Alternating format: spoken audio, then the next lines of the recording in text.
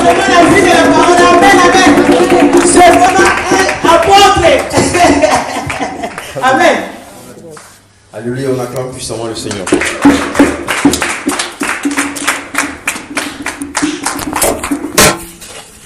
Alléluia. Amen. Je dis d'acclamer puissamment le Seigneur. C'est pas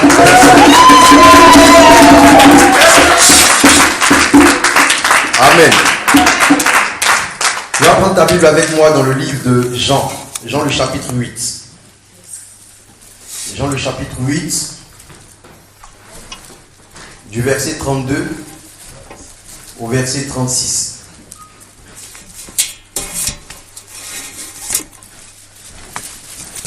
Jean 8, du verset 32 au verset 36.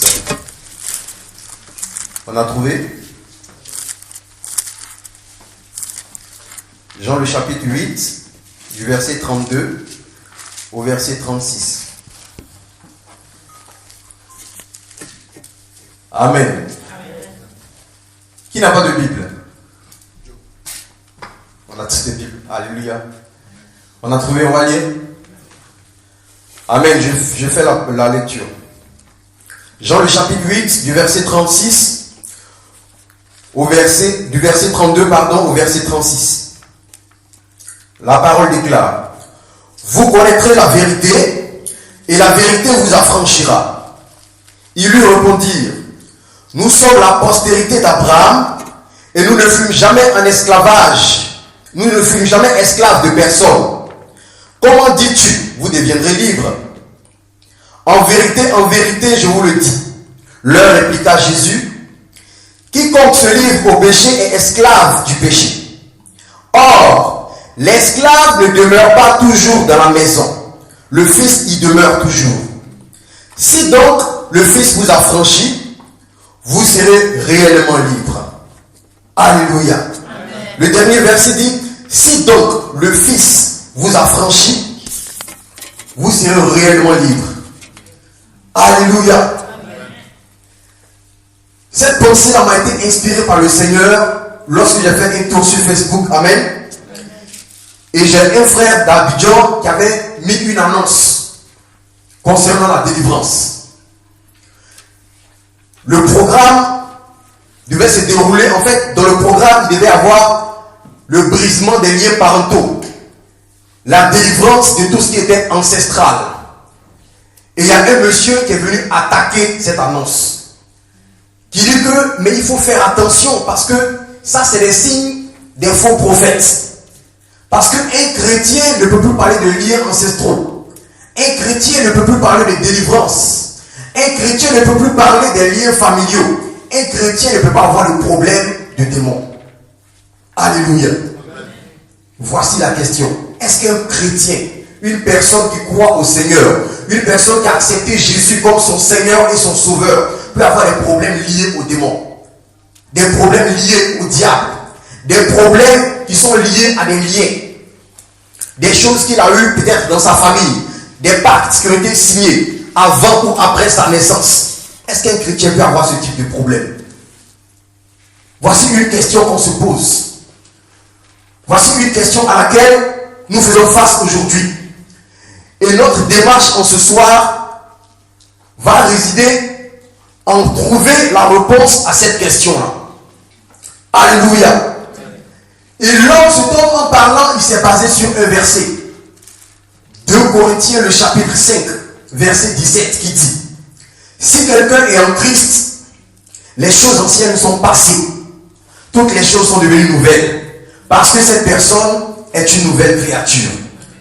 Donc, selon cette pensée-là, selon cette doctrine-là, toute personne qui accepte le Seigneur n'a plus besoin de délivrance. Toute personne qui accepte le Seigneur n'a plus besoin qu'on chasse un esprit ou qu'on brise un lien. Amen. Mais les Écritures vont nous faire comprendre si oui ou non un chrétien peut avoir besoin de délivrance. Si oui ou non le fait qu'on programme les délivrances ici, chaque 2 samedis, est-ce que nous sommes dans la parole ou nous ne sommes pas dans la parole? Est-ce que cela est biblique ou pas? Alléluia. Parce que selon eux, un chrétien n'a plus besoin de délivrance. Mais pour comprendre toute chose, il faut repartir au commencement. Au commencement, le Seigneur a créé les cieux et la terre. il a créé Adam à son image. Il a créé Adam à sa ressemblance. C'est-à-dire, lorsque Dieu regardait l'homme, Adam et Ève, Dieu se voyait lui-même. Ils étaient vis-à-vis de Dieu. Ils étaient le reflet de sa gloire. Ils étaient l'image, l'empreinte de sa personne. Et la Bible dit qu'il y a un jour, le diable est venu proposer quelque chose à Adam. Et Adam a mangé le fruit. Le fruit s'appelle le fruit de la connaissance du bien et du mal. Parce qu'en fait, au commencement de toutes choses, toute la vie d'Adam était régie par le bien. Il existait seulement que le bien dans la vie d'Adam. Adam ne connaissait pas le mal. Mais les problèmes d'Adam ont commencé le jour où le mal a fait introduction dans sa vie. Pas seulement le mal, mais la Bible dit que le fruit s'appelle le fruit de la connaissance du bien et du mal. Ça veut dire qu'il y a eu cohabitation du bien et du mal dans la vie d'Adam. Et voici où la destruction de l'homme a commencé. Voici où la destruction de l'humanité a commencé. Voici où les problèmes, les liens ont commencé à descendre jusqu'à aujourd'hui. La Bible dit que nous avons hérité de la nature adamique. Nous avons hérité du péché d'Adam. Pourquoi? Parce que tous les hommes, tous les êtres humains sont les descendants d'Adam. Tous les êtres humains, le sang qu'ils ont en eux, le sang que tu as en toi, le sang que tu as en moi, nous l'avons tous hérité d'Adam. Et donc ce temps-là, ce sang a été contaminé à un certain niveau par l'arbre de la connaissance du bien et du mal. C'est-à-dire les deux ont cohabité. Alléluia. Et vous voulez marcher, on va comprendre. Au temps de Noé, le Seigneur décide de détruire la terre. Il décide de détruire toutes choses. Il décide de détruire les animaux, la végétation, tout ce qui vivait sur la terre. Le Seigneur a décidé de tout détruire. Pourquoi? Parce qu'il s'est rendu compte que l'homme était devenu méchant. Aujourd'hui, on va beaucoup lire. Amen. Si le temps nous permet. Nous sommes dans Genèse du chapitre 6. Genèse du chapitre 6 au verset 3. Amen. Genèse, le chapitre 6, au verset 3. La Bible dit: alors l'Éternel dit, mon esprit ne restera pas pour toujours dans l'homme, car l'homme n'est que chair, et ses jours seront de 120 ans. Si quelqu'un a une autre version, il peut lire. Une autre version. Alors l'Éternel dit, mon esprit ne contestera pas toujours avec l'homme. Voilà. Voilà. Dans ta version, il dit, l'Éternel dit, mon esprit ne contestera pas en l'homme. C'est-à-dire, mon esprit ne va pas lutter toujours en l'homme. Mon esprit ne va pas se débattre en l'homme. Mon esprit ne va pas combattre. Il ne va pas se débattre, il ne va pas se laisser contester. Pourquoi? Tu peux donner le verset qui suit, s'il te plaît? Verset 4. Il y avait des géants sur la terre à cette époque-là. Ce fut aussi le cas après que les fils de Dieu se furent unis aux filles des hommes et qu'elles les eurent donné des enfants. Amen. Donc le Seigneur dit, en ce moment-là, qu'est-ce qui a fait que Dieu a fait ce constat? Pourquoi est-ce que le Seigneur a déclaré que son esprit n'allait pas toujours combattre dans l'homme? Pourquoi est-ce que le Seigneur a déclaré que son esprit n'allait pas toujours lutter dans le corps de l'homme? Parce qu'en ce temps-là, c'était une période à laquelle les démons étaient descendus sur terre. La Bible les appelle les fils de Dieu. Vous savez que le livre de la Genèse est un livre prophétique. C'est un livre qui a été reçu par la révélation. Moïse qui a écrit le livre de la Genèse n'a pas vécu au temps d'Adam. Il n'a pas vécu au temps de Noé. Il n'a pas vécu au temps d'Abraham. Mais toutes ces choses lui ont été données par révélation. Et donc, lorsqu'on reçoit une révélation, on écrit tout simplement ce qu'on voit. Il a vu des esprits qui descendaient. Nous savons que Dieu est le Père de tous les esprits. Dieu est le créateur de tous les esprits. Donc, lorsqu'il a vu que les esprits sont descendus, automatiquement, lui s'est dit que ce sont les fils de Dieu. Parce qu'ils avaient la même apparence, ils étaient esprits. Et puisque Dieu est esprit, il a conclu, il a tiré une conclusion. Il a déduit que ceux-là étaient les fils de Dieu. Qui se sont mis en contact avec les femmes. Ils sont entrés en communion, en rapport. Et c'est là que sont sortis les géants. C'est là que sont sortis les Némorodes. C'est là que sont sortis des personnes qui étaient moitié homme, moitié démon. Moitié homme, moitié géant. Des personnes en qui Dieu existait. Des personnes en qui le Saint-Esprit était là, mais le Saint-Esprit luttait. Où? Dans l'homme. Le Saint-Esprit ne luttait pas avec l'homme. Non. mais le Saint-Esprit luttait dans l'homme. Donc, celui qui était le protagoniste, celui à qui Dieu avait affaire, celui à qui Dieu était opposé n'était pas l'homme, mais la personne était dans l'homme. Comme je vous ai dit, la démarche va nous aider à comprendre si une personne qui a Dieu en lui peut avoir une autre puissance. C'est-à-dire une personne qui a en lui l'esprit de Dieu, est-ce qu'un autre esprit peut le fatiguer? C'est dans cette démarche que nous sommes. Donc Adam nous a fait comprendre qu'en Adam résidait la connaissance du bien, mais aussi du mal. Donc les deux étaient en Adam. Et ici, Genèse nous fait comprendre que Dieu a décidé de détruire la terre parce qu'il s'est rendu compte que son esprit se débattait dans la vie de l'homme. Son esprit luttait avec un autre esprit qui habitait dans le corps de l'homme. Et donc ce passage nous a fait comprendre que l'esprit qui était dans la vie des gens et qui luttait avec l'esprit de Dieu venait de l'esprit là qui sont descendus. Quand on lit Apocalypse, le chapitre 12, le verset 7, on voit comment est-ce que ces esprits sont descendus. Ils ont été précipités sur la terre. Et c'est ceux-là maintenant qui sont descendus avec une grande colère pour détruire l'humanité, afin d'empoisonner la vie de l'homme. Alléluia. Amen. Alléluia. Amen. Voici des preuves que l'esprit de l'homme, l'esprit de Dieu en l'homme peut être confronté à une autre réalité. L'esprit de Dieu en l'homme peut être confronté à d'autres esprits. Nous connaissons tous Moïse. La Bible dit que Moïse est celui-là qui a eu la loi. Moïse est celui-là qui a délivré le peuple d'Égypte. Moïse est l'homme qui a reçu la parole de Dieu. Il a reçu la promesse de Dieu. Il a reçu les prophéties de Dieu. La Bible dit que Moïse a rencontré Dieu dans le buisson Adam. Dieu s'est manifesté à Moïse comme à aucune autre personne. Il dit aux autres personnes, je leur parle en songe. À d'autres, je leur parle par vision. Par d'autres, je leur donne des convictions intérieures. Je parle tantôt d'une manière, tantôt d'une autre. Mais Moïse, à cet homme-là, je lui parle face à face comme à un ami. Et donc Moïse a reçu la promesse comme quoi il devait faire sortir le peuple d'Égypte par des miracles, des signes et des prodiges. Il devait faire sortir le peuple d'Égypte et l'amener à Canaan. Mais quand on analyse la vie de Moïse, on se rend compte que Moïse a eu des miracles. Lorsque Moïse a parlé, la mer s'est ouverte. Il a parlé, les enfants des Égyptiens sont morts. À chaque fois qu'il parlait, Dieu accomplissait la parole. La Bible dit que Moïse a été le seul capable, dans la Bible, au temps des Juifs, à cette période-là, avant l'avènement du Seigneur, à jeûner 40 jours, 40 nuits, et il a fait 2 fois. C'est-à-dire 80 jours. Moïse était un homme de dimension. Moïse était un homme de haute spiritualité. Moïse était un homme qui maîtrisait les choses de Dieu. Moïse était un homme qui avait une position supérieure aux gens qui étaient contemporains à cette personne. Mais chose bizarre, Moïse n'est pas arrivé à Canaan. Moïse n'a pas pu entrer dans la bénédiction. Moïse est sorti de l'Égypte. L'Égypte est le symbole. L'Égypte représente le monde. L'Égypte représente la vie sans Christ. L'Égypte représente la vie de débauche. L'Égypte représente la vie dans laquelle le diable gère. Moïse est sorti d'Égypte, c'est vrai. Il est sorti du monde, c'est vrai.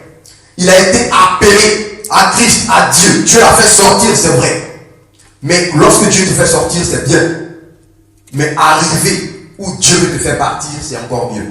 Parce que le Seigneur, quand il te fait sortir d'un point A, c'est pour t'amener à un point B. C'est pas pour te faire sortir et te laisser dans un désert. C'est pas pour te faire sortir et te laisser mourir quelque part. Le Seigneur, lorsqu'il commande quelque chose, il termine la chose. Parce qu'il s'appelle lui-même l'alpha et l'oméga. Lorsqu'il commence une chose, il achève forcément. Il a commencé avec Moïse. Il a fait sortir Moïse du monde. Mais Moïse n'est pas arrivé. Moïse n'est pas arrivé à Canaan. Pourquoi?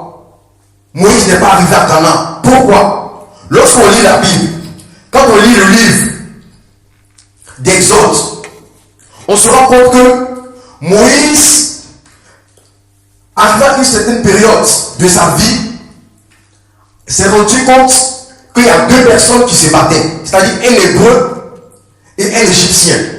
Moïse a été pris de colère. Il a tué l'Égyptien. Et c'est ce qu'il a fait sortir même pour aller à Madian. Lorsqu'il a rencontré le Seigneur, il est revenu. Le Seigneur l'a fait monter sur une montagne, sur la montagne de Sinaï. Et le Seigneur lui a donné la table des pierres, c'est-à-dire la loi, les tables de l'alliance, les paroles de l'alliance entre Dieu et Israël. Mais Dieu a dit à Moïse, pendant qu'il était dans la présence de Dieu. Il dit à Moïse, il dit le peuple est dans l'idolâtrie. Le peuple est en train de pécher. Le peuple est en train de vivre une vie de débauche. Descends et va voir. Voici la parole que le Seigneur a donnée à Moïse. Il dit descends et va voir.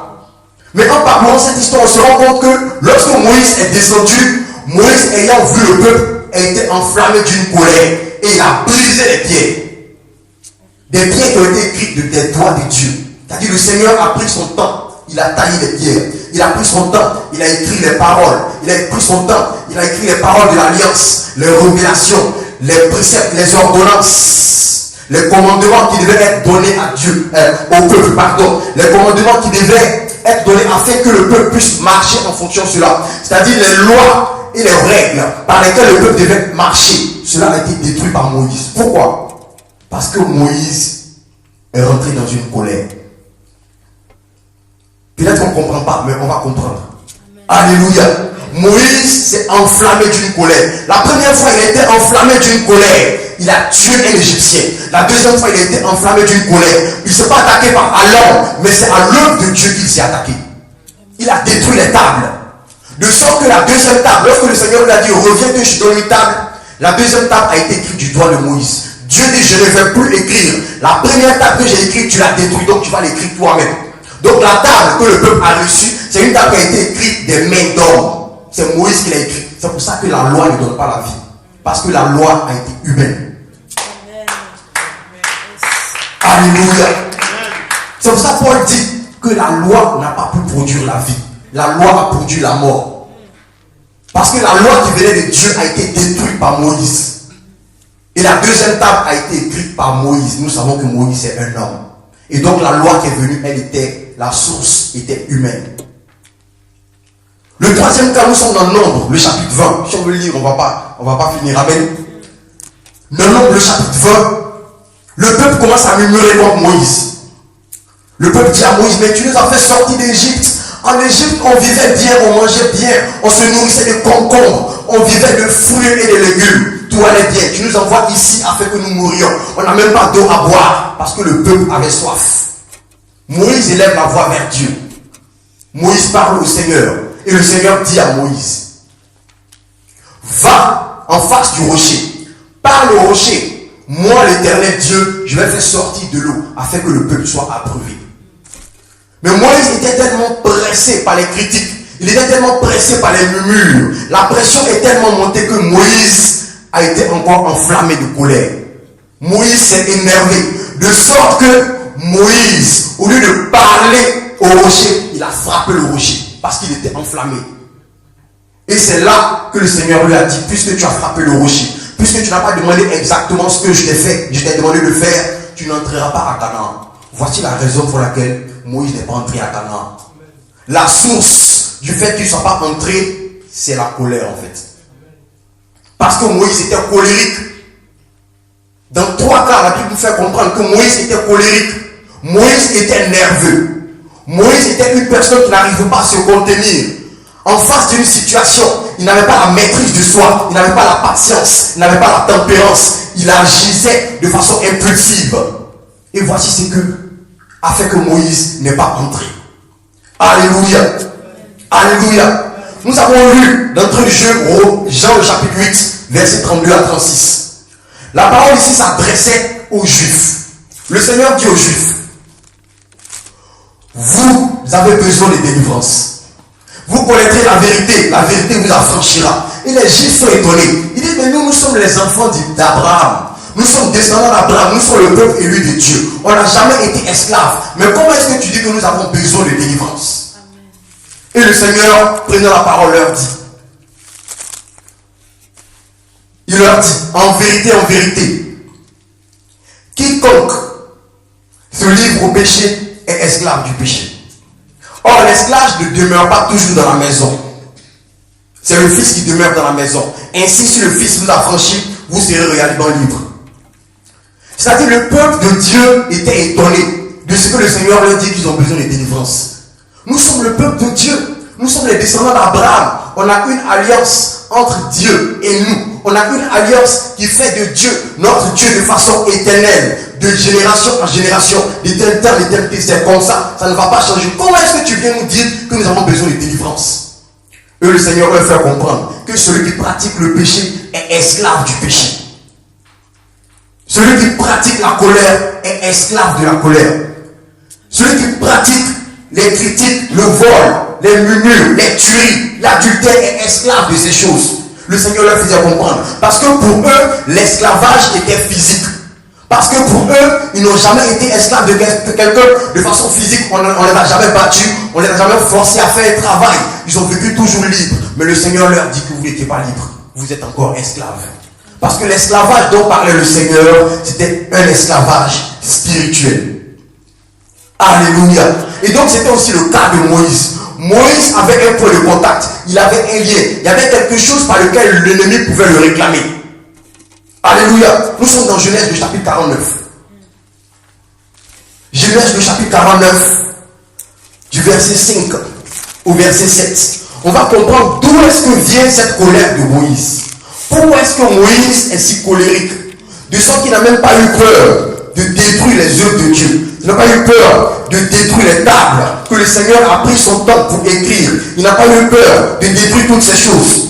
Genèse, le chapitre 49, versets 5 à 7. Le prophète Jacob parle sur ses enfants. Il dit, Siméon et Lévi, son frère, leurs glaives sont des instruments de violence. Que mon âme n'entre point dans leur conciliabule. Que mon esprit ne s'unisse point à leur assemblée. Car dans leur colère, ils ont tué des hommes. Et dans leur méchanceté, ils ont coupé les jarres des taureaux. Maudite soit leur colère, car elle est violente. Et la fureur, car elle est cruelle. Je les séparerai dans Jacob, et je les dispersai dans Israël. Alléluia. Qui était Siméon et Lévi? Je vais me baser sur Lévi. Lévi est un fils de Jacob. Et c'est lui qui a engendré tout cela qu'on appelle les Lévitiques. Tous ceux-là qui sortent dans le travail au niveau du sacerdoce. Tous ceux-là qui font l'œuvre de Dieu. Lévi est l'ascendant premier de Moïse. Moïse est le descendant direct de Lévi. Or, la Bible nous dit ici que Jacob, parlant sur Lévi, a libéré une malédiction. Verset 7, il dit, maudite soit leur colère. Donc Jacob, leur papa, a libéré une malédiction sur leur vie. Il a libéré une parole négative sur leur vie. Il a libéré une parole qui ne l'arrange pas en fait sur la vie de Lévi. Et quand on parcourt la Bible, on se rend compte que cette malédiction n'a jamais été brisée. Voici la source de la colère de Moïse. Voici la source, voici l'origine, voici le lieu où cette colère-là vient. Les gens disent que l'homme n'a pas besoin de délivrance. Parce qu'on vient à l'église, on n'a pas besoin de délivrance. Parce qu'on est un peu choisi de Dieu, on n'a pas besoin de délivrance. Parce que Dieu nous utilise, on n'a pas besoin de délivrance. La Bible va nous dire. Alléluia. Moïse était oint de Dieu. Quel était celui-là qui était plus oint que Moïse? Quand on met le Seigneur Jésus à côté, lequel? Les prodiges, les signes, les miracles. Une personne qui se lève en face de la mer et la mer se sépare. Une personne qui prie et le feu descend. Un homme qui parle et la terre se fend. Des ennemis sont engloutis là-dedans. Quelle dimension Moïse avait? Mais malheureusement, Moïse a négligé une partie. Il a négligé quelque chose. Il a négligé un lien qui était dans sa vie. Parce qu'il parlait à Dieu et Dieu lui parlait. Pour lui, c'était l'essentiel. Parce qu'il arrivait à adorer. Il allait à la montagne de Sinaï. La gloire de Dieu descendait, les nuées descendaient. Donc il a négligé ce côté. Il priait, il recevait des exaucements. Il avait certaines réussites, certains succès dans sa vie. Donc il a négligé la partie. Alors qu'il y avait un point de contact. Moïse devait briser ce lien. Il devait annuler ce lien, cette parole de malédiction qui a été prononcée sur sa vie. La chose devait être révoquée afin que Moïse puisse entrer dans sa bénédiction. Parce que Dieu nous appelle. La marche du Seigneur est une longue marche. Il dit, je vous appelle à aller de gloire en gloire. Je ne sais pas dans quelle gloire tu es actuellement. Peut-être qu'aujourd'hui, dans ton travail, ça va. Peut-être que dans ton couple, ça va. Peut-être que tu as des promotions et tout ça. Peut-être que tu pries, tu as certains exaucements, ça va. Mais si tu n'es jamais passé à la délivrance, à moins que tu sois né de parents délivrés, c'est-à-dire des personnes qui sont passées par la délivrance, qui ont commencé à vivre une vie selon la parole de Dieu. Et c'est là qu'ils t'ont engendré. Là, il n'y a pas de problème. Mais si tu es descendu d'une famille qui n'était pas chrétienne, sache qu'il y a un lien forcément. Forcément. Parce qu'on est utilisé par deux esprits. Soit c'est Dieu qui nous utilise, soit c'est le diable qui nous utilise. Donc si la famille n'était pas en Dieu, ça veut dire que la famille était manipulée par le diable. Et quand la famille est manipulée par le diable, puisque tu reçois, tu hérites du sang de la famille, alors le point de contact est là. Et aujourd'hui, beaucoup de chrétiens ne comprennent pas. Ils prient, ils jeûnent, ils font tout ce qu'on leur demande de faire. Mais il y a des portes qui sont fermées. Ils font tout ce qu'on leur demande de faire. Tout ce que la parole demande. Ils le font, mais les portes sont fermées. Il y a des lieux auxquels ils n'arrivent pas. Le diable va te laisser, tel que Moïse. Le diable va laisser le feu descendre. Il n'y a pas de problème. Il va laisser la terre se fondre. Tu vas prier. Il va laisser que tu sortes d'Égypte, que tu sortes du monde, que tu viennes à l'église. Il n'y a pas de problème. Mais pour l'accomplissement de ta destinée, pour l'accomplissement du but de Dieu pour ta vie, pour que tu arrives là où le Seigneur t'appelle à arriver, c'est là où il va t'attendre. Alléluia. Les commentateurs bibliques expliquent le péché comme manquer le but. C'est ça. Quand on dit péché, ça veut dire que tu as raté le but. Tu as raté le but. C'est tout. Quand le diable arrive, c'est juste pour te faire rater le but. Tu peux être sur la route. Tu peux avoir un cheminement. Tu peux avancer. Tu peux avoir des progrès. Tu peux évoluer. Mais le but, il va s'arranger à ce que tu rates. Et c'est ce qui a été le problème de Moïse. Moïse avait un lien. Il n'a pas brisé le lien. Il a compté sur la grâce de Dieu. La grâce de Dieu est là, mais rappelons-nous que Dieu respecte ses principes. Dieu respecte ses principes. C'est pour ça que Dieu donne souvent l'autorisation à l'ennemi d'attaquer certaines personnes. Parce qu'il respecte des principes. Certains disent, mais Moïse, ça c'est une vieille histoire. Moïse, il y a longtemps, Moïse n'a pas connu le Seigneur et tout. Alléluia. Parlons de Lazare. Nous sommes dans Jean le chapitre 11. Comme je vous ai dit, on va beaucoup lire. Dans Jean le chapitre 11, le Seigneur, la Bible dit que le Seigneur, l'éternel Dieu, a pris un corps. Il s'est fait chair. Il est venu exercer un ministère sur la terre.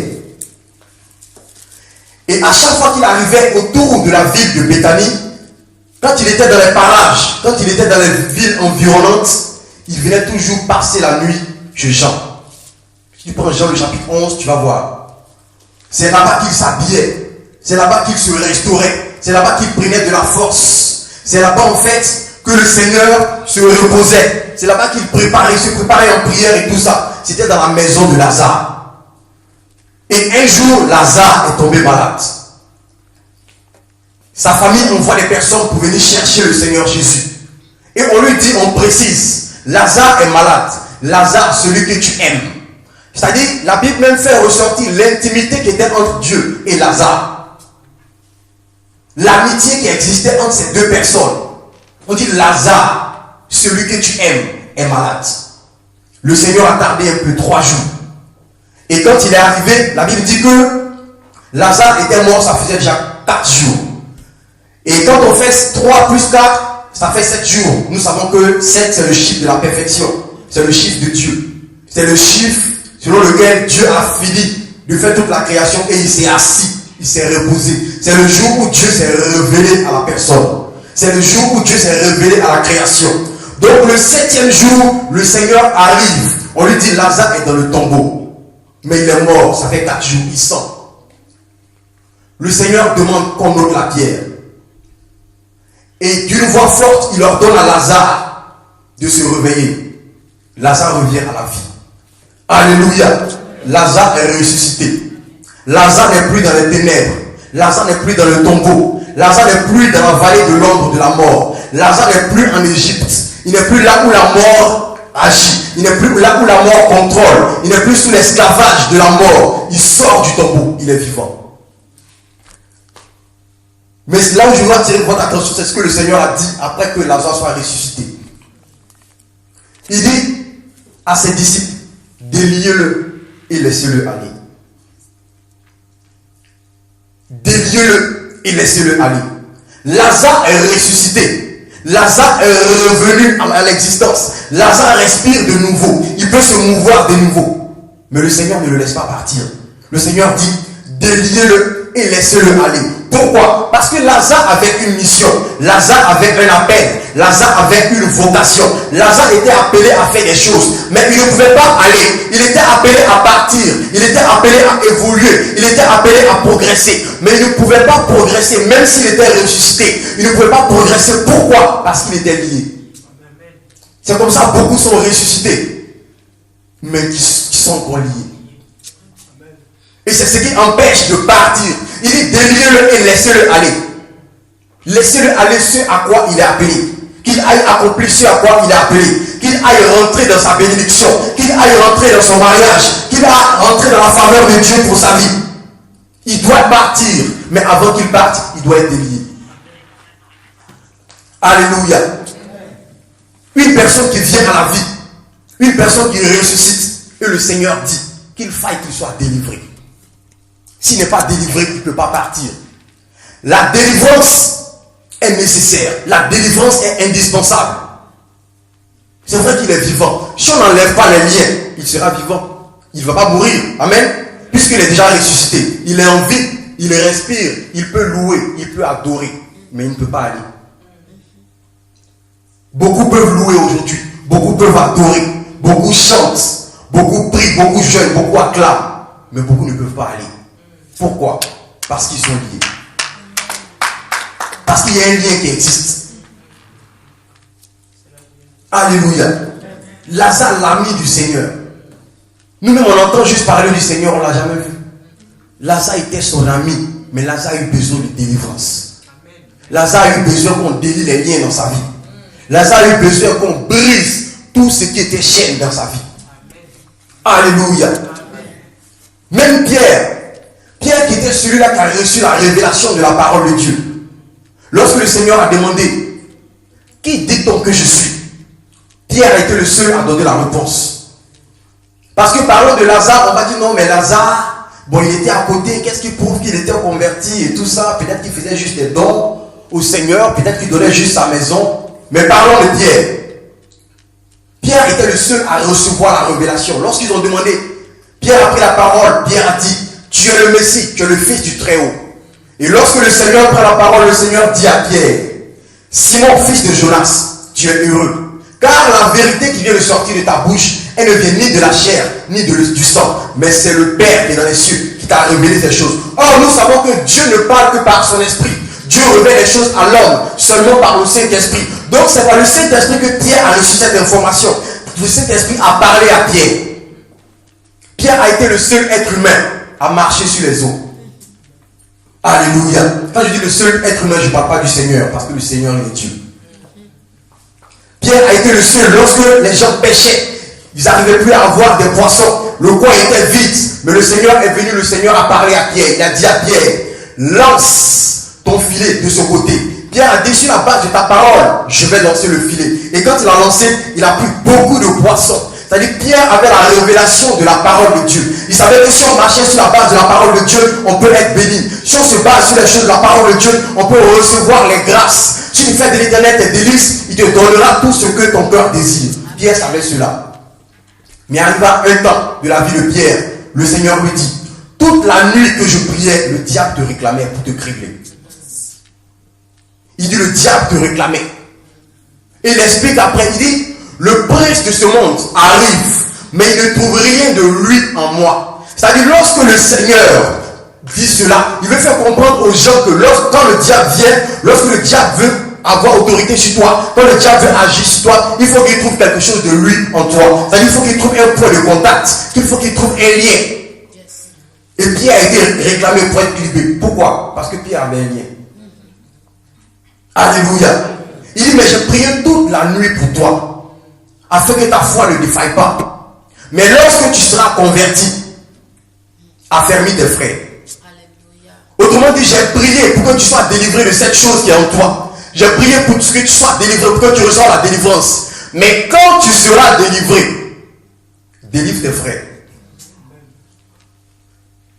Lorsque tu seras affermi, lorsque tu seras converti, affermis tes frères.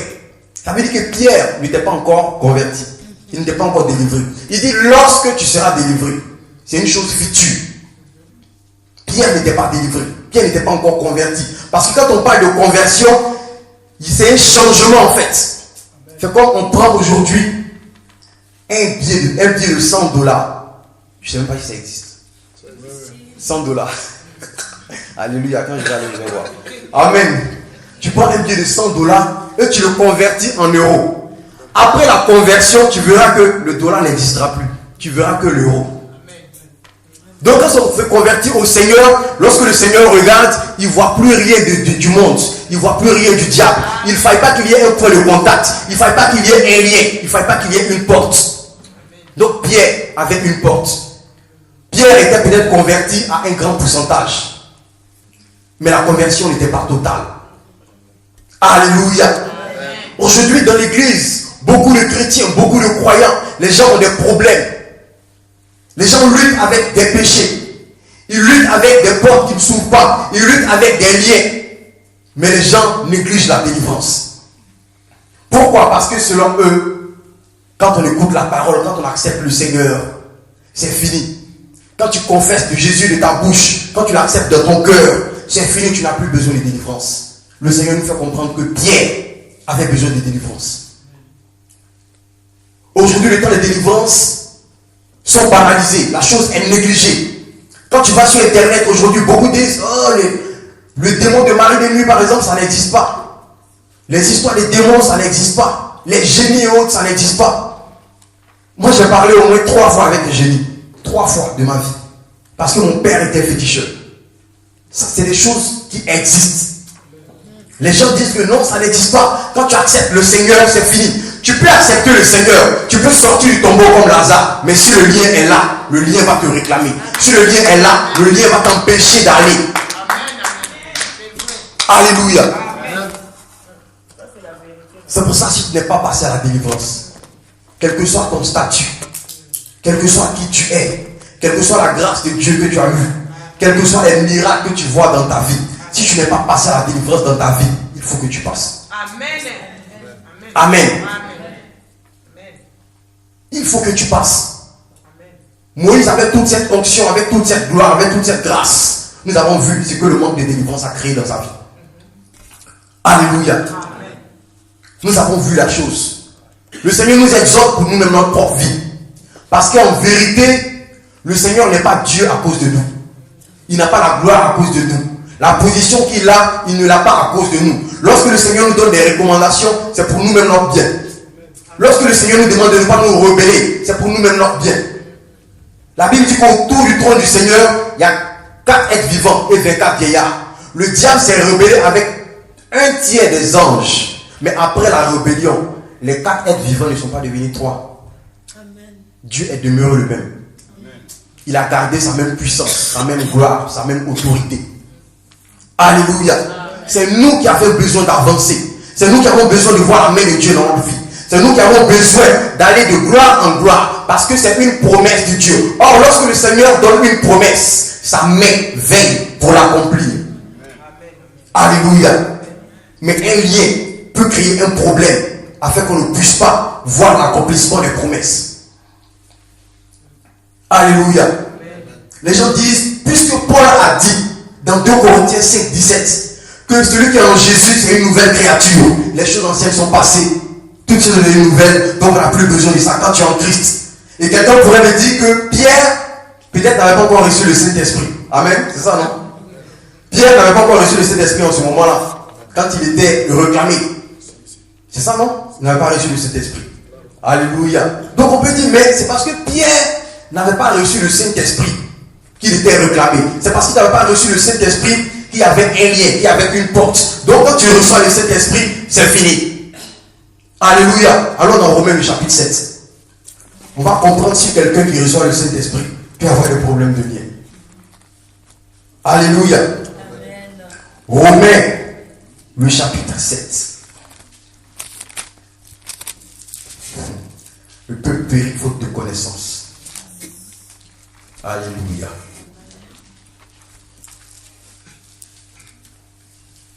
Romains 7.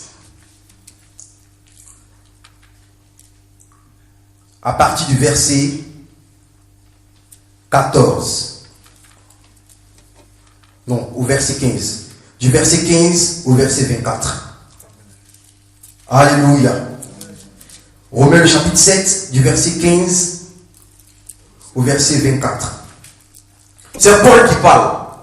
Paul qui a donné la parole comme quoi quand tu es en Christ, tu es une nouvelle créature. Les choses anciennes sont passées. Les liens anciens sont passés. Toutes les choses sont devenues nouvelles. Là, ici, c'est Paul qui parle. Partie du verset 15. Il dit, car je ne sais pas ce que je fais. Je ne fais point ce que je veux. Et je fais ce que je hais. Verset 16. Or, si je fais ce que je veux, si je fais ce que je ne veux pas, je reconnais par là que la loi est bonne. Et maintenant, ce n'est plus moi qui le fais, mais c'est le péché qui habite en moi. C'est écrit dans votre Bible aussi. Alléluia. Verset 17. Il dit, si c'est moi qui fais ces choses, ce n'est plus moi qui le fais, ces mauvaises choses, mais c'est le péché qui habite en moi. Verset 18, il dit, ce qui est bon, je le sais, n'habite pas en moi, c'est-à-dire dans ma chair. J'ai la volonté, mais non le pouvoir de faire le bien. Il explique maintenant au verset 19. Car je ne fais pas le bien que je veux. Hey, Paul connaissait la parole, il veut faire le bien. Et je fais le mal que je ne veux pas. Verset 20 il dit. Et si je fais ce que je ne veux pas, c'est le péché qui habite en moi qui le fait. Paul ne disait plus lui. Alléluia. Il dit ce n'est plus lui qui le fait, mais c'est le péché qui habite en lui. Verset 21. Je trouve donc en moi cette loi. Je trouve donc en moi cette loi. Quand je veux faire le bien, le mal est attaché à moi. Par l'heure d'attaché, on sait que c'est des liens. Il dit car je prends plaisir à la loi de Dieu, selon mon intérieur. Mais je vois dans mes membres une autre loi qui lutte contre mon entendement et qui me rend captif de la loi du péché qui est dans mes membres. Nous sommes dans Romains le chapitre 7. C'est-à-dire, Paul a commencé à prêcher depuis longtemps. Il a fait des miracles. Il a gagné des âmes. Sa sueur a sauvé des gens. Et Paul a eu l'honnêteté de dire la vérité. Alléluia. Avec cette onction, avec ce feu, avec cette grâce, avec cette dimension qu'il avait, Paul a reconnu. Parce que ce n'est pas facile de reconnaître. Alléluia. En son temps, Paul était un archi. Je ne sais pas s'il y a un autre mot un peu plus fort qu'archibishop. Parce que lui-même, voilà, interplanétaire. C'est-à-dire, il était, parmi les bishops, il était le Pélé. Pélé. Alléluia. Et voici Paul qui nous relate la vie qu'il menait. Il dit qu'il y a une lutte qui se passe dans son corps. Il y a une loi, il y a une autre puissance, il y a une autre influence qui agit contre la parole de Dieu qui est dans sa vie. Et cette puissance-là le pousse à faire des choses qu'il n'aime pas. Paul connaît la parole. Il dit, je connais ce qui est bien. Je sais ce qui est bien. Mais il y a une force en moi qui me pousse à faire des choses que je n'aime pas. Le péché. Alléluia. Et Paul explique, il dit, c'est des liens. Le mal est attaché à lui. Alléluia. Verset 21, 23, il dit, moi, mais je vois dans mes membres une autre loi qui lutte contre la loi de mon entendement, qui me rend captif de la loi du péché qui est dans mes membres. Verset 24. Est-ce que quelqu'un peut lire ça fort? Le verset 24. Est-ce que quelqu'un peut lire ça? Amen. Amen. Lire le verset 24, amen, pour nous. Misérable que je suis, Qui me délivrera du corps de cette mort? Verset 24, il dit, misérable que je suis, qui me délivrera du corps de cette mort? Je reformule. Il dit, misérable que je suis, qui fera ma délivrance? C'est pas ce que ça veut dire? Amen. Qui me délivrera? Ça veut dire qui fera ma délivrance? Donc Paul demande, est-ce qu'il n'y a pas quelqu'un qui peut faire sa délivrance? Ce sur quoi je veux m'appuyer, ce sur quoi je veux attirer ton attention, c'est de te faire comprendre que si les liens n'ont pas été brisés, si les attachements n'ont pas été rompus, si les paroles de malédiction n'ont pas été annulées, quelle que soit la grâce, quels que soient les miracles qui t'accompagnent, les choses vont te réclamer à un jour. Alléluia. Alléluia. Au début du ministère de Paul n'avait aucun problème. Il a vu la lumière, le Seigneur lui a parlé, il a commencé à exercer le ministère. Il a prêché, il a commencé à gagner les âmes et tout ça. Il n'avait pas ce problème-là. Mais un jour, ce lien s'est levé. Ça a été le cas de Moïse. Un jour, le lien de Moïse s'est levé. Ça a été le cas de Pierre. Un jour, le lien de Pierre s'est levé. Ça a été aussi le cas de Lazare, qui était ami avec le Seigneur. Un jour, le lien s'est levé. Alléluia. Amen. Alléluia. Je le répète, le Seigneur veut t'exhorter. Si tu n'es pas passé à la délivrance, il faut que tu passes. Amen. Alléluia. Le Seigneur ne parle jamais en vain. Amen. Sois béni. Amen. Moi, en tant qu'être humain, je te connais physiquement. Alléluia. Peut-être que tu n'es pas esclave, comme le peuple a dit au Seigneur. Ils disent, mais nous ne sommes pas esclaves. Le Seigneur dit, non, vous êtes esclaves. Mais l'esclavage est spirituel. Demande à ton voisin, est-ce que tu n'es pas d'un esclavage quelque part? Alléluia. Est-ce qu'il n'y a pas un lien qui te retient quelque part? Est-ce qu'il n'y a pas une porte ouverte au diable? Alléluia. Certains peut-être ont brisé les liens quelque part, ils ont eu les délivrances. La délivrance est opérée, les démons ont été chassés, les portes ont été ouvertes. Mais après la délivrance, il y a la conservation de la délivrance. Il faut conserver la délivrance. Parce qu'on peut chasser les esprits, on peut chasser les démons. Mais si la vie que la personne mène n'est pas conforme à la parole de Dieu, les démons vont revenir. Le Seigneur dit, lorsqu'un démon est chassé, il va tourner dans les lieux arides et il revient dans la maison.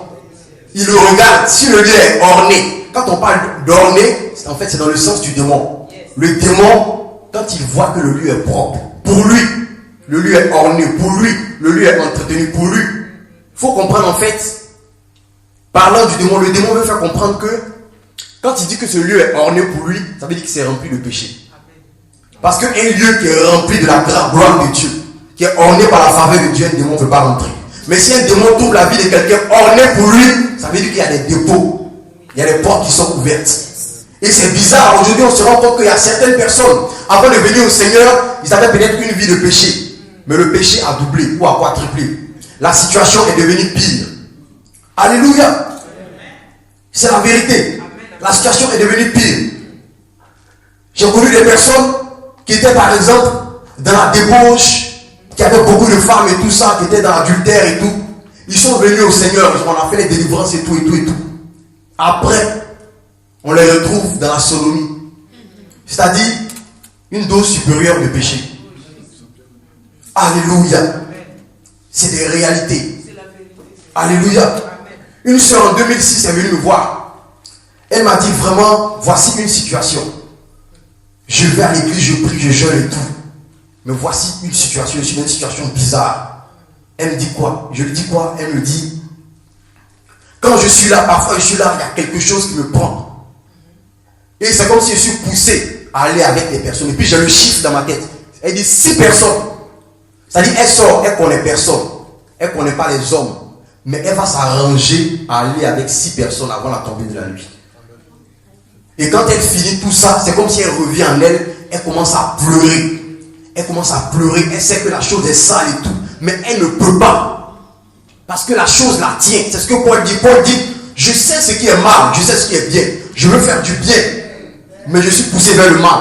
Je vais vers le mal, je sais que c'est mauvais, mais je n'arrive pas à freiner. Alléluia. Parce que le lien est là. Et la sœur, je sais qu'elle avait un lien. Pourtant, elle était dans l'église. Alléluia. C'est des choses peut-être qui font honte. Mais la honte est mieux que la mort. Amen. Amen. La honte est mieux que la mort. Amen. Si tu es dans un cas, si tu es dans un de ces gars, prends contact avec le service de délivrance. Parce que c'est mieux que tu en parles à ces personnes. Peut-être que ça fera honte. Le diable va te dire non, les gens vont se moquer de toi. Mais la moquerie est mieux que la mort. Alléluia. Il faille que tu passes par là. Si tu es dans ce cas-là, il faille que tu sois délivré. Il faille que les liens soient brisés. Ça peut être des liens peut-être de tes parents. Tes parents ont adoré une eau quelque part. Ont adoré un génie quelque part. Il y a eu peut-être un hôtel qui a été planté quelque part. Ils ont prononcé ton nom dessus. Ton âme a été liée avec. La chose va te suivre. Tant que ce n'est pas brisé, la chose va te suivre. Alléluia. Parce qu'au niveau des hôtels, c'est les pactes. C'est les contrats. Et quand tu signes un contrat avec l'ennemi, même si ce n'est pas toi, que c'est des parents, si tes parents signent un contrat avec l'ennemi disant que toute ma lignée, je leur donne à ces génies-là, sache que la chose va te suivre. Et le Seigneur va respecter le contrat. À moins que tu te lèves, tu renonces, que tu dises que je ne reconnais plus ce contrat, afin que tu sois délivré. Alléluia. Alléluia. C'est un besoin dans l'église. On se rend compte que l'église est en perte de vitesse. Les églises aujourd'hui n'ont plus la puissance comme au temps de l'apôtre. Les croyants aujourd'hui n'ont plus l'autorité. Ils ne peuvent même plus manifester la gloire du Seigneur. Face à les défis du Carmel, les chrétiens préfèrent fuir et disent que nous, on te laisse entre les mains de Dieu. Alléluia. Pourquoi? Parce qu'il n'y a pas de puissance. Parce qu'il y a la faiblesse.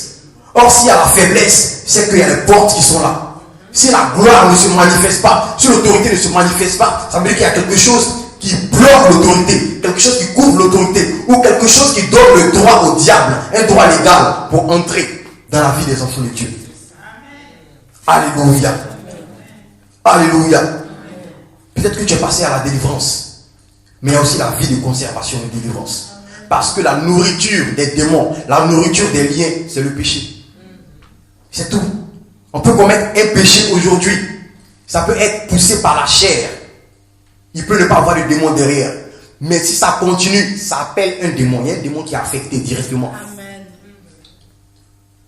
L'exemple au niveau de la jeunesse, c'est la cigarette ou la drogue. Moi, aujourd'hui, je peux prendre une drogue, je me drogue, et puis quand l'effet va passer demain, ça ne me fait rien. Amen.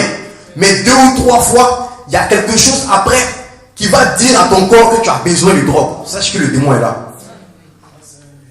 Alléluia. Tu fumes la chose, au départ ça ne te disait rien. Mais tu fumes 2 ou 3 fois, après tu as envie de fumer. Tu sens que tu as envie, tu as besoin, tu sens que tu ne peux pas, tu trembles. Il y a certains mecs qui commencent à trembler. Il y a une fille à 3 qui se faisait abuser juste pour la cigarette. C'est-à-dire les gens lui donnent la cigarette et puis elle accepte d'aller avec eux. Parce qu'elle n'a rien pour acheter la chose. Lorsque tu sens un péché où tu te rends compte que tu es obligé, la chose n'est pas à toi, mais tu veux forcément voler. Tu sais que voler n'est pas bon, tu sais que c'est interdit par la loi, mais tu es poussé. Sache que la chose est là. Biloko. Biloko. La chose est là. Alléluia. Alléluia. Le temps est vraiment dépassé, on va se lever, on va prier. Tu vas crier à Dieu. Tu vas dire au Seigneur, peut-être qu'il y a des liens dans ta vie. Peut-être qu'il y a des points de contact qui sont là. Peut-être qu'il y a des portes qui sont ouvertes. Peut-être qu'il y a des paroles de malédiction qui ont été prononcées sur ta vie depuis au niveau des liens ancestraux. Tu vas prier le Seigneur, tu vas crier à Dieu, afin que Dieu te révèle ces choses-là. Peut-être que tu vis comme ça, mais dans l'ignorance. La chose t'attache, la chose te lie, mais tu n'es pas informé.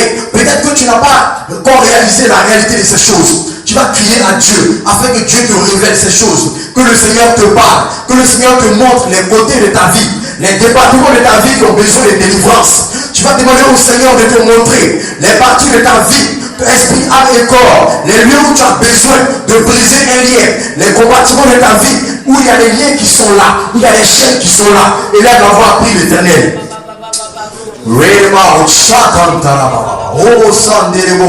Merci Seigneur Dieu de gloire. Éternel, merci pour ta parole. Béni sois-tu Seigneur. Ta parole ne retourne jamais à toi sans avoir accompli ce pourquoi elle est sortie. Oh Seigneur Dieu de gloire, ton peuple périt par manque de connaissance. Nous pouvons avoir des liens et nous pouvons ignorer ces choses. Nous pouvons ignorer les réalités. Nous pouvons ne pas reconnaître, Seigneur, des points de contact. Nous pouvons ne pas savoir que nous avons besoin de délivrance. Mais Seigneur, révèle-nous, Seigneur. Et révèle-nous ta volonté. Révèle-nous ta volonté. Père, tu es le Dieu qui parle. Tu es un Dieu qui parle, Seigneur. Tu es le Dieu qui parle, Seigneur Dieu. Révèle-nous, Père, ta volonté. Comme Lazare, révèle que nous sommes liés. Révèle qu'il y a lié quelque part. Révèle, Seigneur, qu'il y a des chaînes quelque part. Révèle qu'il y a des paroles de malédiction quelque part. Afin que, Seigneur, les concernés puissent passer à la délivrance. Afin que la délivrance puisse se faire. Afin que la délivrance puisse se faire. Afin que la délivrance puisse se faire. Seigneur Dieu de gloire. Seigneur Dieu de gloire. Il y a des démons qui sortent par le renoncement. Par le renoncement, Seigneur. Mais si nous n'avons pas conscience de ces choses, comment renoncer? Si nous n'avons pas conscience de ces choses, comment renoncer? Comment combattre ce que nous ne savons pas? Comment combattre ce que nous ne connaissons pas? Comment détacher un lien que nous ne connaissons pas? Seigneur, ouvre notre entendement. ouvre notre entendement afin que nous sachions ce qui nous lie, afin que nous connaissions ce qui nous bloque, afin que nous sachions, Père, ce qui nous empêche d'aller, ce qui nous empêche d'aller, ce qui nous empêche d'aller pour ta gloire, pour ta gloire, pour ta gloire, pour ta gloire, au nom de Jésus, au nom de Jésus, au nom de Jésus. Père, tu parles tantôt d'une manière, tantôt d'une autre. Seigneur, révèle en songe, révèle en vision, révèle en parole, mais révèle la vérité à ton peuple, révèle la vérité à ton peuple, révèle la vérité à ton peuple, car tu as dit, vous connaîtrez la vérité, et la vérité vous affranchira. Vous connaîtrez la vérité, et la vérité vous affranchira. Seigneur, donne à ton peuple de connaître la vérité, afin que l'affranchissement, Seigneur, puisse suivre, l'affranchissement puisse suivre, au nom de Jésus, au nom de Jésus, au nom de Jésus. Alléluia. Alléluia. Tu vas encore prier. Cette fois-ci, tu vas prier avec autorité. Amen. Quand on lit le livre de Jean 11, parlant à la mort, le Seigneur a parlé avec une voix forte. C'est écrit dans Jean. Jean le chapitre 11 du verset 39 à 44. C'est-à-dire, il y a des prières qu'on fait à voix basse. Il y a des prières qu'on fait dans le cœur. Mais quand il s'agit de liens, quand il s'agit de problèmes, quand il s'agit d'opposition démoniaque, opposition satanique, quand il s'agit de terre, il faut que la prière soit une prière d'autorité. Il faut que tu pries d'une façon forte, que tu manifestes l'autorité de Dieu. Alléluia. Je sais que pendant qu'on priait, le Seigneur t'a fait comprendre des choses. Il a mis des choses dans ton esprit. Il t'a fait comprendre certains liens. Il t'a fait comprendre certaines portes ouvertes. Il t'a fait comprendre certaines adorations que peut-être tes parents ont eues. Mais en ce soir, tu vas renoncer à ces choses-là. Tu vas renoncer à ces liens. Tu vas renoncer à ces pactes. Tu vas renoncer à toute parole malédiction. Tu vas renoncer à toute communion avec le royaume des ténèbres. Au nom de Jésus. Renonce à ces choses. Dis le nom de ces choses. Au nom de Jésus. Au nom de Jésus. Au nom puissant de Jésus. Au nom puissant de Jésus. Si c'est des liens de maraboutage, tu vas revenir cela au Dieu. Tu vas revenir cela à Dieu. Tu vas parler. Tu vas renoncer. Tu vas renoncer. Tu vas déclarer que tu renonces au nom puissant de Jésus. Au nom puissant de Jésus. Au nom puissant de Jésus. Au nom puissant de Jésus. Merci Seigneur. Parce que tu agis au nom de Jésus. Nous prenons autorité sur tout esprit des eaux. Sur tout esprit des eaux. Sur tout esprit des eaux. Esprit de stérilité. Esprit de stérilité. Esprit de mort. Esprit de mort. Liens ancestraux.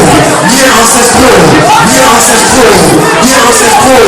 Tu es brisé aujourd'hui. Tu es brisé aujourd'hui. Tu es brisé aujourd'hui. Au nom de Jésus. Tu es brisé aujourd'hui. Au nom de Jésus. Je révoque toute parole de malédiction. Je révoque toute parole de malédiction héréditaire. Je révoque à toute parole de malédiction héréditaire. Au nom de Jésus. Je renonce. Je renonce. Je renonce à toute parole familiale. Tout pacte familial. Tout lien familial. Au nom de Jésus. Au nom de Jésus. Au nom de Jésus. Au nom de Jésus. Seigneur, tu agis. Seigneur, tu agis. Seigneur, tu agis. Par ton feu. Par ton feu. Par ton feu. Par ton feu. Par ton feu. Au nom de Jésus. Interviens, Seigneur. Interviens, Seigneur. Interviens, Seigneur. Interviens, Seigneur. Au nom puissant de Jésus. Au nom puissant de Jésus. Au nom puissant de Jésus. Au nom puissant de Jésus. Merci Jésus. Merci Jésus. Alléluia. Tu vas mettre ta main sur ton cœur. Et nous allons prier ensemble. Le cœur est le centre de l'organisme de l'homme. C'est au niveau du cœur que tout se fait. C'est au niveau du cœur que même le sang est véhiculé. C'est au niveau du cœur que le sang avance et fait le tour du corps de l'homme. Alléluia. Tu vas mettre ta main sur ton cœur. Et nous allons prier ensemble. Tu vas répéter après moi. Au nom puissant de Jésus. Au nom puissant de Jésus. Au nom puissant de Jésus. Au nom puissant de Jésus. Les démons familiaux. Les démons familiaux. Les liens ancestraux. Les liens ancestraux. Les pactes de ma famille. Les pactes de ma famille. Je renonce à vos œuvres. Je renonce à vos œuvres. J'efface mon nom dans votre liste. J'efface mon nom de votre liste. J'efface mon nom de votre liste. J'efface mon nom de votre liste. J'efface mon nom votre liste. J'efface mon nom de votre liste. Je prends autorité sur vous. Je prends autorité sur vous. Vous avez été dépouillés à la croix. Vous avez été dépouillés à la croix. Vous avez été livrés en spectacle Vous avez été livrés en spectacle. par l'œuvre de la croix de Jésus. Et c'est dans le sang de Jésus que je me tiens. Et c'est dans le sang de Jésus que je Et je prends autorité sur vous. J'ai détruit vos œuvres dans ma vie. J'ai détruit vos œuvres dans ma vie. Je détruis vos œuvres dans ma vie. Je renverse tout hôtel familial. Mon sang est purifié maintenant par Christ. Mon sang est purifié maintenant par Christ. Je chasse tout point de contact dans ma vie. Je ferme toute porte d'entrée dans ma vie. Je barricade ma vie par le sang de Jésus. Vous n'avez plus l'autorité sur ma vie. Vous n'avez plus le contrôle de ma vie. Je suis libéré par le sang de Jésus. Je suis libéré par le sang de Jésus. Je suis libéré par le sang de Jésus. Prenez vos œuvres et libérez ma vie. Prenez vos œuvres et libérez ma vie. Prenez vos œuvres et libérez ma vie. Je suis affranchi par le Fils de Dieu. Je suis affranchi par l'Esprit de Dieu. Je suis affranchi par l'Esprit de Dieu. L'onction qui brise le jour descend sur moi aujourd'hui. Détruit jusqu'à la racine. Détruit jusqu'à la racine. Détruit jusqu'à la racine. Vos racines sont consumées. Vos racines sont consumées. Toute sémence est détruite. Toute germe est détruite. Toute germe est détruite. Toute germe est détruite. J'invoque le feu de Dieu dans ma vie. J'invoque le feu de Dieu dans ma vie.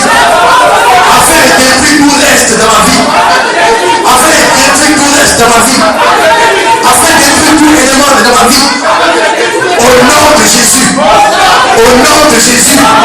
Au nom de Jésus. Au nom de Jésus. Au nom de Jésus. Au nom de Jésus. Au nom de Jésus. Je suis libéré. Au nom de Jésus. Je suis libéré. Au nom de Jésus. Je suis libéré. Au nom de Jésus. Je suis libéré. Au nom de Jésus. Je suis libéré. Alléluia. Est-ce que quelqu'un qui est libéré peut acclamer puissamment Jésus? Alléluia. Merci Seigneur. Tu vas garder la main sur le cœur, je vais prier. Amen. Je vais clôturer par là. Oh Seigneur Dieu, je veux te bénir, te rendre grâce. Père, ta parole déclare que tu es l'Éternel. Tu es le créateur du ciel et de la terre. Tu es le Dieu tout puissant et tout suffisant. Tu dis, tu envoies ta parole et ta parole est guérie, Seigneur. Ta parole a été libérée. Ta parole a été prêchée, Seigneur Dieu. Nous sommes entrés, Père, dans la conformité de ta parole. Maintenant, éternel Dieu, comme canal que tu as utilisé pour libérer cette parole, je demande que tu ouvres les écluses des cieux et que le feu de l'Éternel descende dans les vies maintenant. Que le feu de l'Éternel descende dans les vies maintenant, afin que tout démon qui peut rester, tout démon qui aurait pu rester, Seigneur, libère les vies. Que tout démon maintenant libère les vies. Tout esprit impur lâche les vies. Toute sirène des eaux, sirène des eaux, sirène des eaux, quel que soit le point de contact, quel que soit le point de contact, quel que soit le lien par lequel il est entré, quelle que soit la porte par laquelle le démon est entré, Seigneur Dieu de gloire, au nom de Jésus, je prie Père, que dans l'onction qui brise le jour, chasse les démons des vies, chasse les démons des vies, chasse les démons des vies, les problèmes de stérilité, libère maintenant les vies, au nom de Jésus, les problèmes d'impudicité, libère maintenant les vies, au nom de Jésus, les démons d'escroquerie, libère maintenant les vies, au nom de Jésus, les démons de non-accomplissement, libère maintenant les vies, au nom de Jésus, vous libérez, vous libérez, vous libérez, vous libérez, vous prenez vos bagages et vous partez, vous prenez vos bagages et vous partez, vous prenez vos bagages et vous partez, il a dit, vous prierez et les démons seront chassés, que le démon maintenant, quitte la vie, quitte la vie, quitte la vie, quitte la vie, au nom puissant de Jésus. Père, tu as déclaré dans ta parole que lorsque les démons partent, il revient. Et si le lieu est libre, si le lieu lui est favorable, il entre encore avec cette autre démon. Père, je prie que ton feu prenne la place dans les vies. Que ton feu prenne la place dans les vies. Que ton Saint-Esprit remplisse les vies. Que ton Saint-Esprit inonde les vies. Que ton Saint-Esprit abonde dans les vies. Seigneur, sature ton peuple de la présence de ton esprit. Que ton feu, Seigneur, envahisse les vies de la tête aux pieds, de la tête aux pieds, de la tête aux pieds, afin qu'aucun démon ne puisse trouver une ouverture, ne puisse trouver une porte, ne puisse trouver de l'espace pour demeurer. Merci Seigneur. On acclame puissamment Jésus.